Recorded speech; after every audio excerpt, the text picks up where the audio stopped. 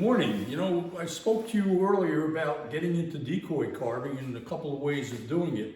One basically is if you want to go starting from scratch, you actually start out with a block of wood. You take that block of wood and you put it on a bandsaw and you cut out the shape. As you can see, you follow the pattern that's cut out on the wood on an item like this, which is called a bandsaw. You do the same thing for cutting out the head. There's a head pattern there, and you put the head pattern and you cut out the bandsaw. Got to be careful, got to watch what you're doing because these things are dangerous. This is a real sharp blade here. When you get finished doing that, you have what's known as a rough out, which starts to look something like that. It's rounded out, you angle it off the top now, and you can see you got a pattern on it. You got to do an awful lot of work here, and it requires the bandsaw, something called a sanding disc or belt. And then if you move on down the line here, you can see you end up with a drill press, which you can use if you want to hollow the decoy out by cutting it in half, or you want to use a smaller drill and cut the eye sockets out. Now, there's a simpler solution than that.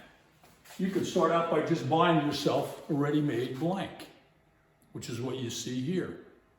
Now, this saves you the trouble of cutting out from the block, cutting out the head. The heads come attached on them, and they generally also come with the eyes already in them. I often tell people I like to just tell them not to put the eyes in. I like to do my own eyes.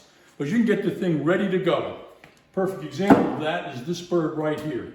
This is a blank. This was bought just the way you see it, except I painted it.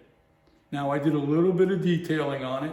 I carved out the tail a little bit here, as you can see, and maybe I did a little relief carving in here. So basically a couple of knife cuts, cutting out the tail, put some notches in the bill to separate it from the head, and it's ready to go. All I have to do is seal it and paint it.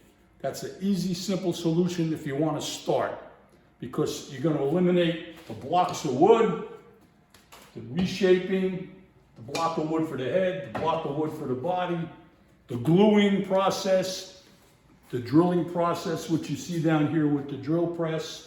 It's just a lot of work for you to be able to say this is totally a handmade decoy. My suggestion, if you want to start by buying blanks. There's several companies you can go online, just Google in decoy bodies, decoy blanks, and they come up. There's 3-4 places you can get them. Simple, easy, good way to start.